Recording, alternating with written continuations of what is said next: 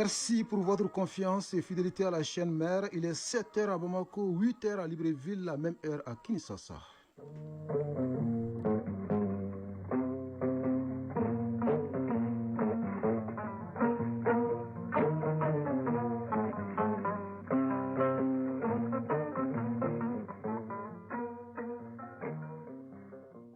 Le journal Bourama Traoré.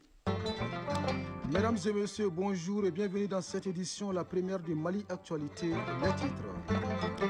La communauté musulmane du Mali débute ce mercredi le Ramadan. Le croissant lunaire a été aperçu hier soir dans plusieurs localités du pays. Un mois de pénitence et de profonde dévotion pour les musulmans. Au-delà de sa portée spirituelle, les jeunes contribuent au maintien de la santé. On en parle dès le début de cette édition. L'Union européenne veut être plus à l'écoute des pays du Sahel pour mieux expliquer ses ambitions. Une nouvelle approche expliquée au Premier ministre par son représentant spécial au Sahel au cours d'une audience. Des voix scientifiques s'élèvent contre le cancer. Chercheurs, experts nationaux et internationaux préparent à Bamako une riposte contre cette maladie silencieuse qui enregistre chaque année 20 millions de nouveaux cas dans le monde.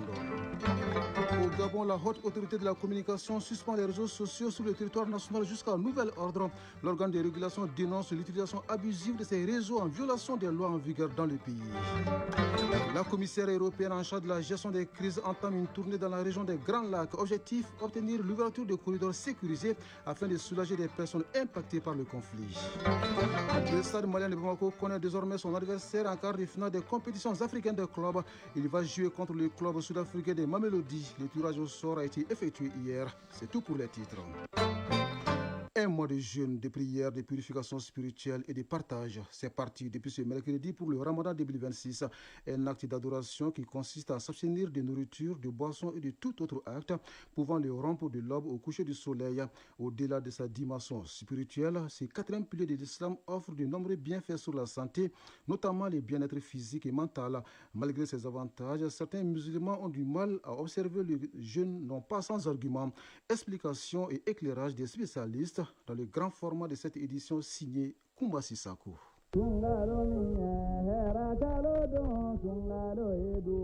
Le mois de Ramadan transforme le quotidien de millions de musulmans chaque année, rythmant les journées par le jeûne, la prière et un fort esprit de solidarité. Allah a prescrit ce mois sacré comme un acte d'adoration destiné à purifier les âmes, guider les croyants vers la piété et l'obéissance, tout en offrant l'occasion de prendre soin du corps et de l'esprit et de renforcer les liens sociaux et familiaux. Samba Touré et Souleymane Kone, tous deux fidèles musulmans. J'ai commencé à jeûner dès l'âge de 7 ans aux côtés de mes parents. Pendant le mois de Ramadan, je me sens plus proche de mon Créateur. Chaque année, les premiers jours de jeûne sont difficiles. Je me sens parfois malade, mais au fil du mois, mon corps s'habitue. Et à la fin, je me sens en pleine forme. Depuis mon plus jeune âge, j'observe le jeûne, comme c'est le cas dans la plupart des familles musulmanes. Pendant le mois de Ramadan, le jeûne me permet de retrouver une excellente santé et de développer davantage mon endurance. L'imam Boubacar Diallo souligne l'importance et les bienfaits du jeûne tout en montrant son obligation. Le jeûne est effectivement un acte d'adoration d'Allah car il est considéré comme le quatrième pilier de l'islam. Et Dieu le Tout-Puissant dit dans le Saint-Coran, dans la sourate 2, verset 183, je cite, « Ô croyants, le jeûne vous est prescrit comme il a été prescrit aux peuples qui vous ont précédés afin que vous manifestiez votre piété. » Il vise la purification spirituelle, le renforcement de la foi et la maîtrise de soi. Le jeûne est en principe obligatoire et bénéfique pour la santé du jeûneur. Mais ce n'est pas le cas pour tout le monde. Aminata Touré est de Selou. Cela fait un certain temps que j'ai arrêté de jeûner pour des raisons de santé. En période de jeûne, ma tension artérielle baisse et mon médecin traitant m'a donc conseillé de ne pas jeûner. Selon les nutritionnistes Dr Djibril Traoré, le jeûne offre de nombreux bienfaits pour la santé. mais il ne convient pas à tout le monde. Bien vrai que le jeûne peut aider à soutenir le taux du sucre dans le sang et diminuer la résistance à l'insuline, qui est un facteur clé dans le diabète type 2. Cependant, le jeûne n'est pas recommandé pour tout le monde, surtout les personnes qui souffrent des maladies chroniques, qui sont extrêmement exposées au risque de complications en raison de changements marqués dans la consommation des aliments, qu'ils soient liquides ou bien non liquides. L'imam Boubacar Diallo a rappelé certains actes recommandés durant le jeûne afin que les fidèles puissent tirer pleinement profit de ces mois bénis d'Allah. La lecture assidue du Coran, l'accomplissement des prières surérogatoires, les invocations, le partage au monde, nourrir les jeûneurs et la recherche de la nuit du destin. Au-delà des vertus religieuses, le jeûne a un impact positif sur la santé. Au dur du nutritionniste Dr Djibril Traoré. Premièrement, amélioration de la santé métabolique. Deuxièmement, ça peut entraîner une perte de poids. En limitant les périodes de consommation alimentaire surtout, le jeûne peut aider à créer un déficit calorique. Troisièmement, le jeûne peut aider à réduire le stress oxydatif et l'inflammation dans le corps, ce qui peut contribuer à la prévention des maladies chroniques telles que le diabète, l'hypertension artérielle. Pour bénéficier de tous les bienfaits du jeûne, le musulman se doit se suivre certains conseils prodigués par les spécialistes. Premier conseil, planifiez des repas équilibrés et nutritifs pour les périodes où vous mangez. Consommez les aliments riches en nutriments comme les fruits, les légumes, les protéines maigres et boire également beaucoup d'eau pour rester hydraté pendant la journée. Deuxième conseil, l'activité physique doit être modérée. Les jeûneurs doivent également bien dormir, car un repos adéquat est essentiel pour le bien-être général et la récupération. En somme, lorsqu'il est bien observé avec piété et de manière équilibrée, le jeûne lors du Ramadan contribue à améliorer le fonctionnement de l'organisme et à instaurer une meilleure hygiène de vie, ce qui fait de ces mois sacrés un allié précieux pour la santé et la spiritualité du croyant. Oui, le Ramadan 2026 débute presque au même moment que le Carême.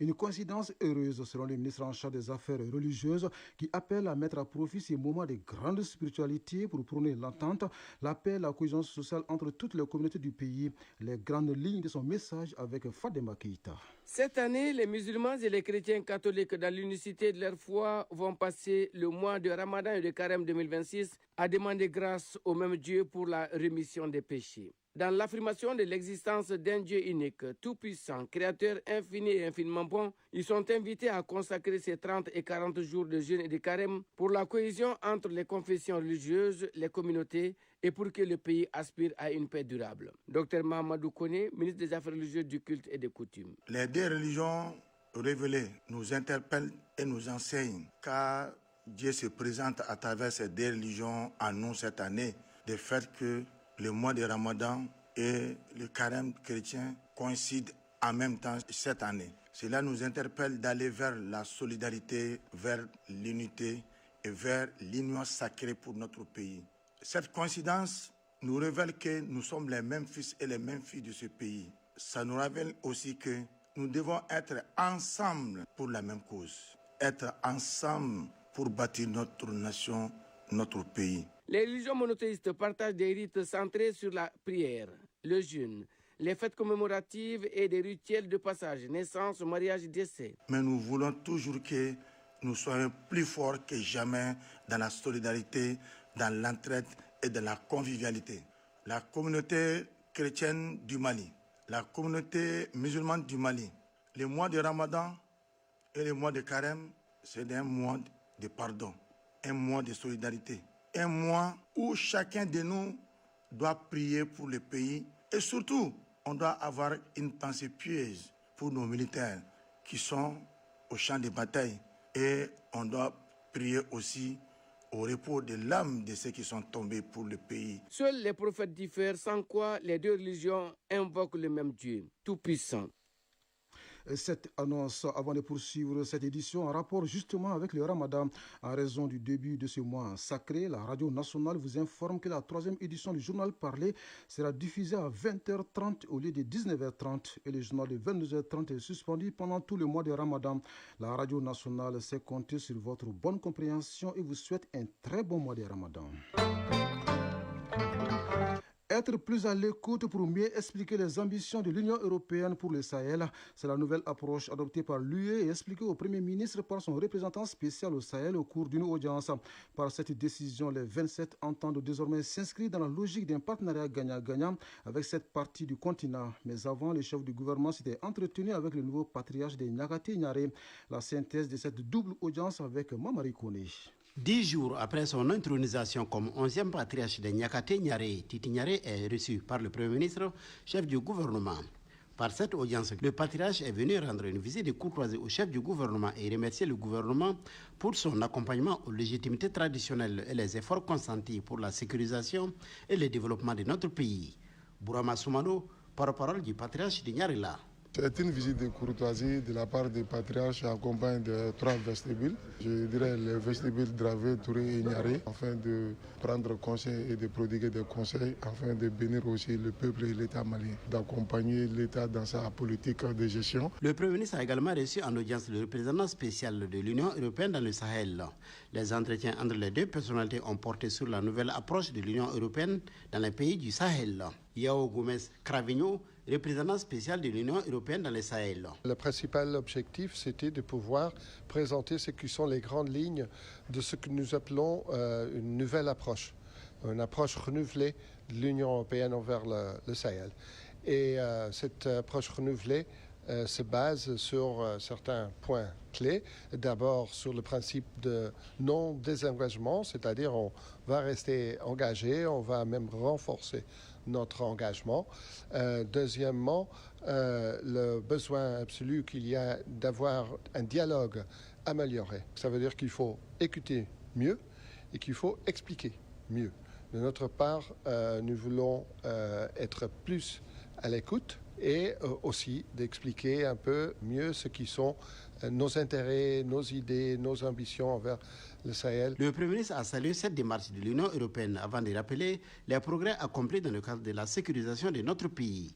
Il a aussi demandé au représentant spécial de l'Union européenne au Sahel de faire les plaidoyers auprès des pays de l'Union tout en fustigeant le comportement de ceux qui continuent de parrainer le terrorisme dans le Sahel. Oui, le Sahel, on en parle encore dans la page AES. En attendant, notez bien ces chiffres. Plus de 70%, c'est le taux d'exécution des recommandations des Assises nationales de la refondation. C'est le rapporteur général du Sincère ANR qui l'affirme à l'issue d'une rencontre avec le Premier ministre. Occasion pour la délégation du comité indépendant de suivi et évaluation de ces assises de présenter son rapport 2024 au chef du gouvernement. Découvrons le contenu du document avec Mamari Kone. Le rapport annuel 2024 de suivi et évaluation de la mise en œuvre des recommandations des Assises nationale de la refondation est un document de 72 pages. Élaboré par le comité indépendant de suivi et évaluation des assises nationales de la refondation CNCR ANR, le document porte les éléments relatifs aux résultats obtenus, notamment les progrès réalisés. Parmi les 517 recommandations, on retient 55 actions prioritaires, 153 actions prioritaires complémentaires et 309 non prioritaires pour la période de la transition. Dr Bougouna Sogoba, rapporteur général du CNCR ANR. Les différentes catégories de recommandations issues des assises nationales de la refondation ont été réalisées à 50%, avec un autre pourcentage important quand on fait le cumul entre réalisés et en cours de réalisation. En global, nous sommes autour de 74%, l'ensemble des recommandations qui étaient 517 issues des assises nationales de la refondation. Au regard des résultats et des insuffisances, le comité a formulé un certain nombre de recommandations. Et ce qui nous a plu, c'est la bonne réception par l'ensemble du gouvernement, à travers l'allocution du Premier ministre, que effectivement nous sommes un tableau de bord qui observe, qui, sur la base d'indicateurs de performance, évalue les évolutions pour permettre au gouvernement de prendre des décisions qui peuvent faciliter la mise en œuvre des différentes recommandations. Nous avons fait des recommandations, c'est-à-dire qu'une des fortes recommandations, c'est la culture du suivi et évaluation à l'intérieur des différents départements ministériels. Lorsque l'ensemble des cadres du département ministériel prennent en compte les mêmes indicateurs de performance et partagent la logique de redevabilité et de suivre des indicateurs relatifs aux différentes recommandations à l'intérieur du département. Cela va permettre de programmer et de finalement être pris en compte dans la loi des finances. Les membres du gouvernement ont fait des observations et apporté des contributions au document. Le Premier ministre a pour sa part remercié le comité pour le travail abattu. Il a également pris note et s'est associé aux recommandations et constats. Le général de division Abdoulaye Maïga a pris l'engagement au nom du gouvernement d'améliorer le dispositif de suivi et évaluation, car selon lui, le CNSR-ANR constitue un GPS pour le gouvernement. Oui, un GPS pour le gouvernement, GPS qui pourrait également éclairer chercheurs, experts nationaux et internationaux réunis à Bamako pour débattre des avancées et des défis dans la lutte contre le cancer. Un rendez-vous qui permet aux acteurs de la recherche de partager leurs connaissances et de favoriser l'utilisation des résultats scientifiques pour mieux combattre la maladie. Car chaque année, 20 millions de nouveaux cas sont enregistrés dans le monde selon le Centre international de recherche sur le cancer. C'est ce que nous dit Fantama Manientao. Le cancer du sein et du col de l'utérus est un fléau qui prend de l'ampleur en Afrique, selon les spécialistes. Une problématique qui nécessite la solution collective. C'est dans ce cadre que se tient ce symposium annuel. Un cadre de réflexion en vue de faire des propositions. Professeur Cheikh Bougadari Traoré, directeur du Centre de recherche et de formation sur les pathologies moléculaires. L'objectif visé de ce symposium, c'est pour partager les résultats de nos différents projets de recherche et de formation avec nos autorités sanitaires et académiques, mais aussi avec nos étudiants. Ces projets de recherche et de formation sont basés sur des formations diplômantes et des formations aussi pour augmenter les capacités des agents de nos ministères dans les domaines du diagnostic précoce et de la prévention de beaucoup de cancers. Ce symposium a pour but de renforcer le système sanitaire au bénéfice de la population, notamment les couches vulnérables. Wallace R. Ben, premier conseiller à l'ambassade des États-Unis d'Amérique au Mali. C'est un symposium très important sur la recherche des formes de cancer qui impliquent la plupart des femmes, mais les autres cancers aussi. Le symposium, c'est un exemple de le partenariat depuis longtemps entre les États-Unis et le Mali dans la recherche scientifique. Khadijatou Samake, représentante du ministre de l'Enseignement supérieur et de la Recherche scientifique. Pour la formation de notre capitale, ces genres d'initiatives sont toujours les bienvenus et le ministère de l'Enseignement supérieur et de la Recherche scientifique les soutient. Beaucoup de courage, tant pour les formateurs que pour les étudiants. Les travaux devront aboutir à des recommandations scientifiques qui serviront de base aux stratégies nationales de lutte contre le cancer. 7h17 à Bamako. Voyons à présent ce qui fait l'essentiel de l'actualité hors des frontières maliennes. Avec en première escale le Sénégal, où le procureur de la République estime que l'étudiant Abdoulaye Ba de l'université Cheikh Anta Diop de Dakar est décédé après avoir sauté du 4e étage de sa résidence étudiante. C'était lors de l'intervention de la police sur le campus le 9 février dernier. Le procureur Ibrahima Ndoye a fait cette déclaration hier au cours d'une conférence de presse. Selon lui, les multiples traumatismes révélés sur le corps d'Abdoulaye Ba sont liés à sa chute et non à des coups infligés par les forces de l'ordre. Au même moment, au Gabon, la haute autorité de la communication suspend les réseaux sociaux sur le territoire national jusqu'à nouvel ordre. Les régulateurs de la communication estiment qu'ils sont abusivement utilisés en violation des lois en vigueur au Gabon, ainsi que des règlements internationaux, troubles à l'ordre public et propagation des fausses informations et cyberharcèlement, relève la HAC. Pas de suspension des réseaux sociaux en RDC, mais le FMI dénonce une explosion de la masse salariale dans l'administration qui fragilise les finances. 3 secteurs concentrent l'essentiel des dépenses, à savoir l'éducation, la santé et la justice. Kinshasa est appelé à engager rapidement des réformes structurelles pour préserver la stabilité macroéconomique. La société civile, de son côté, reste sceptique et dénonce le maintien d'institutions obsolètes et budgétivores. En septembre 2025, la masse salariale dépassait 50% des recettes courantes, une situation que le gouvernement congolais jugeait lui-même critique. Nous restons en RDC, où la commissaire européenne chargée de la gestion des crises, Adia Labib, était hier à Kinshasa dans le cadre d'une tournée dans la région des Grands Lacs. J'attends rencontrer toutes les parties au conflit, indique la commissaire européenne, avant d'ajouter que l'objectif est d'obtenir l'ouverture de couloirs sécurisés afin de soulager des personnes impactées par ce conflit, y compris dans les zones sous contrôle des groupes armés. Après la RDC, elle sera ce mercredi et demain jeudi au Burundi. Et le Rwanda doit constituer la dernière étape de cette tournée. Pendant ce temps, en Libye, la mission d'appui de l'ONU et le Haut Commissariat aux droits de l'homme dénoncent les violations systématiques subies par les migrants et réfugiés. Dans un rapport publié hier, les agences onusiennes soulignent que ces personnes font l'objet d'arrestations arbitraires, de tortures et de violences sexuelles ou encore d'exploitation et de discrimination. L'ONU appelle à des réformes juridiques et politiques immédiates pour démanteler le système d'exploitation. Elle exhorte l'Union européenne à suspendre toutes les interceptions et renvoie vers la Libye jusqu'à ce que les garanties en matière de droits humains soient assurées. En attendant, le président turc Recep Tayyip Erdogan était hier en Éthiopie pour une visite officielle, un déplacement qui vise à célébrer le centenaire de l'établissement des relations bilatérales entre les deux pays. Occasion également pour Ankara et Addis Abeba de vanter une coopération fondée sur un partenariat égalitaire et un principe gagnant-gagnant. D'une visite officielle à une autre, le président français est en Inde. À l'issue du premier entretien avec le Premier ministre Narendra Modi, Emmanuel Macron a salué ce qu'il appelle une accélération remarquable de la relation entre les deux pays dans un monde en mutation. Seul bémol, l'annonce sur l'achat de 114 avions de chasse à Rafale par l'Inde n'a pas eu lieu. L'entourage du président Macron s'est dit confiant sur la conclusion de cet accord commercial avec New Delhi. Le chef de l'État français participe ce mercredi aux côtés d'une quinzaine de dirigeants au sommet mondial sur l'intelligence artificielle.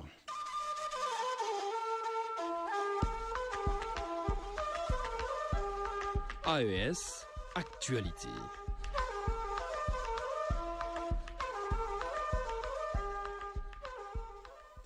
Dans l'actu de l'AES, la Banque islamique de développement apporte une bouffée d'air frais à l'économie du Burkina Faso. 129 milliards de francs CFA pour réhabiliter les infrastructures de soutien à l'économie. Une enveloppe conséquente qui sera investie dans un nouveau projet de 4 ans. Un projet qui vient d'être lancé à Ouagadougou dans la capitale burkinabé, d'où nous appelle Awa Ouidrago de la radio nationale. Fruit d'un partenariat entre l'État burkinabé et la Banque islamique de développement BID, le projet de réhabilitation des infrastructures de soutien à l'économie prise représente un investissement global de 129 milliards de francs CFA, dont environ 123 milliards financés par la BID et 6 milliards apportés par l'État burkinabé. Ce financement vise à accompagner le Burkina Faso dans le développement d'infrastructures moderne et résiliente pour soutenir durablement l'économie nationale, a indiqué le porte-parole de la BID, Alpha Ba. Le projet s'étend sur une période de 4 ans et sa mise en œuvre vise la réhabilitation de routes stratégiques afin de renforcer le désenclavement des zones et de faciliter les échanges économiques, précise le secrétaire permanent du programme sectoriel des transports, Basile Nichema. Parmi les axes routiers concernés par la réhabilitation figurent entre autres les routes Giba-Garango, Bobo-Dioulasso, Banfora, Banfora-Orodara. Le projet de réhabilitation des infrastructures de soutien à l'économie prise repose sur 6 composantes. Il couvre plusieurs régions, notamment le Nakambe, le Nando, le Tanounia, le Dioro et le Nazino. Oui, si la Banque islamique de développement finance un nouveau projet de soutien à l'économie du Burkina, au Niger voisin, la BCAO ouvre une nouvelle agence auxiliaire dans la région de Tawa et l'établissement qui doit contribuer à assurer le financement du développement local, a en croire le Premier ministre du Niger, Ali Mohamed Lamine Zen. Avec cette nouvelle agence de la BCAO, c'est tout un écosystème qui va pouvoir respirer. Je vous propose de l'écouter au micro de nos confrères de la Voix du Sahel. L'implantation de l'agence de Tawa est un événement majeur. Elle intervient 45 ans après la dernière agence auxiliaire créée au Niger en 1981.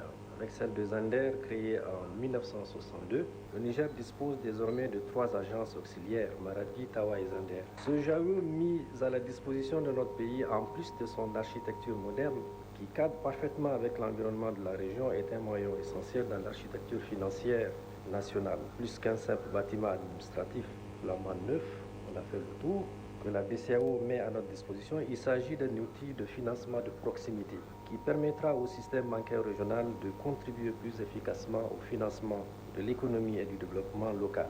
C'est aussi un vecteur indéniable de l'inclusion financière des laborieuses populations d'Ottawa dans un contexte caractérisé par un faible taux de bancarisation. En effet, la région est connue pour le dynamisme de son économie et la vigueur de sa population active. C'est une région à fort potentiel agricole, notamment dans la filière de l'oignon, on a cité ce cas, avec son produit phare, l'oignon, le violet de Galmi, qu'on retrouve partout dans le monde, qui fait la fierté de notre pays et qui est une source de mobilisation de ressources. Ainsi, avec l'agence auxiliaire de la BCEAO, c'est tout un écosystème qui va pouvoir respirer. Les petits producteurs pourront épargner et les PME investir davantage.